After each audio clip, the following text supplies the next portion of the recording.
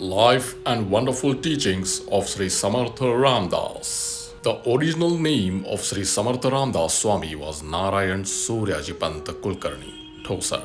He was born in the year 1608 at a place called Jamba in Jalna district of Maharashtra in the afternoon of Ramanavami.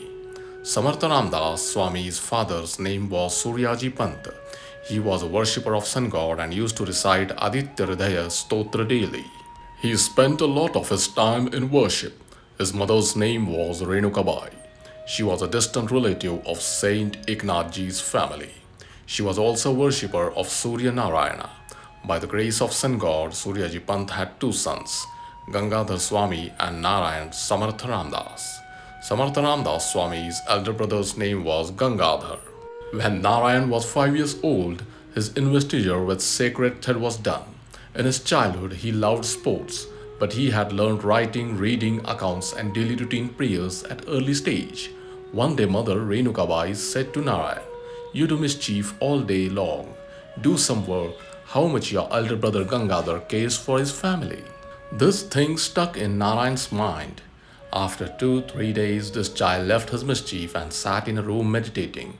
His mother asked him as what he was doing. He replied that he was praying for the welfare of the world. Hearing this, his mother was pleased. After this incident, Narayan's daily routine changed. He explained to the youth of the society that progress of the nation is possible only through a healthy and well built body. Therefore, he advised to do exercise and work out and install the idol of Hanumanji, the worshipper of Shakti. Samarth Guru Ramdas was a saint of India who had created a religious awareness as well as started the movement of national and cultural awareness and was the guru and guide of Chhatrapati Shivaji Maharaj. This feeling of welfare of world which was seen in Sri Ramdas in childhood went on increasing as he grew up. It is said that Sri Ramdas used to bow to Surya Dev 2000 times a day. He pleased Hanuman at the age of 8 years and had a glimpse of Sri Ramachandra. Sri Ramachandra had personally consecrated him and named him Ramdas. When he was 12 years old, preparations had started to get him married. In the pavilion of marriage ceremony, putting a cloth between the bride and the groom, the Pandit started saying the Mangalacharan slokas. After the first Mangalacharan, when everybody said Shubhamangala Savadhan, Sri Ramdas became Savdhan, on guard, and ran away from there. After running for 3 miles, Sri Ramdas Swami swam across river Godavari and walking on the banks of river reached Panchavati in Nashik, where he started repeating Ram mantra, Shri Ram, Jai Ram, Jai Jai Ram. After finishing the chanting, he once again had a glimpse of Sri Ram.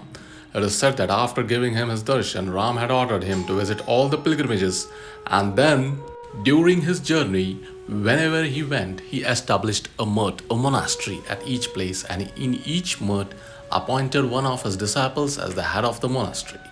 After the pilgrimage, Sri Ramdas reached Paitan, where he came to know that his mother had lost her vision as a result of crying all the time. Hearing this, Sri Ramdas immediately went to his mother, and the moment he touched her eyes with his hands, she got her vision back. After this, Sri Samarth made her hear Kapil Gita and seeking her permission set out. After 12 years of penance and 12 years of pilgrimage as per Sri Ram's order, Sri Samarth reached the banks of Krishna in Vaishakha month of Samvat year 1701 and lived at Mahuli Kshetra.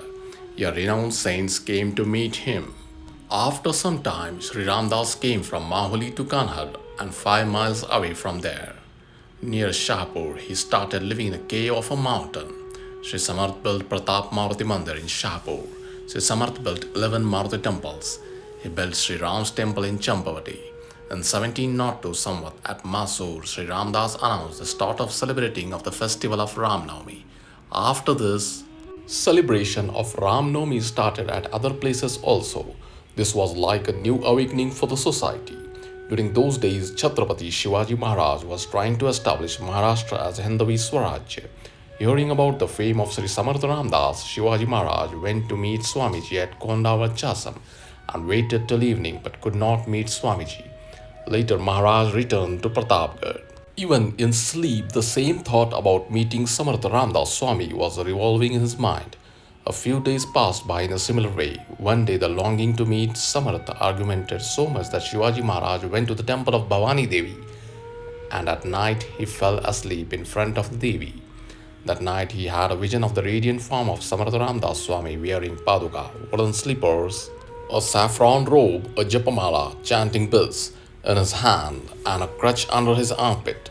Shivaji Maharaj bowed down to Samarth Ramdas Swami and paid obeisance to him.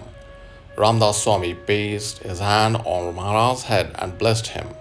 When Maharaj woke up in the morning, he saw that he had a coconut in his hand as a sacrament. At that time, Chhatrapati Shivaji Maharaj had a thought of leaving his kingdom and serving Sri Samartha for the rest of his life.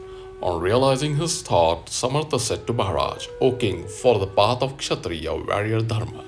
Do not abandon your dharma even at the cost of your life. You are born to protect your subjects. Do not leave this for my service. I will come to meet you even if you just remember me. Reign your kingdom with pleasure and bliss. Shivaji Maharaj started ruling happily and with contentment. Samartha had given a fistful of mud, horse dung, and pebbles to Shivaji Maharaj as a sacrament. For Maharaj, mud meant earth, pebbles meant winning hill forts, and horse dung meant an army of horses, which was also rich. By the Guru's grace, Chhatrapati Shivaji Maharaj never faced shortage of anything. The task undertaken by Chhatrapati Shivaji Maharaj of destroying the foreign enemy and reinstating self-rule made Samartha very proud. In the year 1706 Samvat, in Shingamwadi near Zafar, Sri Samartha accepted him as his disciple and gave him the mantra Sri Ram, Jai Ram, Jai Jai Ram. Sri Ramdas always told him to rule the state thinking it's Ram's state and not his, as he was a representative of Lord Ram in the form of a king whose duty is to serve his subjects.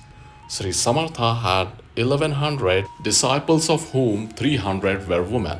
Sri Ramdas sent his disciples in every corner of India for the publicity of Sanatan religion. His myths in North India directly or indirectly greatly helped Chhatrapati Shivaji Maharaj in his work. Out of the Granths that Sri Samartha wrote, Dasbodh, Manobodh, Karunashtaka, Purana Dasbodh, Atmaram, Ramayana, Chaturtaman, Manpanchak, Panchaman, etc. are the chief Granths books. Apart from Maharashtra, Sri Samarth Ramdas myths are all over India at places like Kashi, Prayag, Ayodhya, Mathura, Dwarka, Badrikeda, Rameshwaram, Ganga Sagar, Tanjore, etc. On the Magha Krishna Navami in the year 1862, Sri Samarth Ramdas prepared for Mahaprayag to leave the body and he sat down in front of Sri Ram's idol. After this, he recited the word Hara Hara 21 times, and the moment he uttered Sri Ram, a light came out of his mouth and merged into the idol of Sri Ram. Sri Samarth Ramdas, with his supernatural powers, was Samarth, capable of doing anything. That is why people call him Samarth Ramdas. Because of cruel policies of invaders when the Sanatan society was being suffocated, the role Sri Samartha played for upbringing of the Sanatan religion cannot be described in words. Apart from this, we learn that we can achieve anything in life with intense yearning.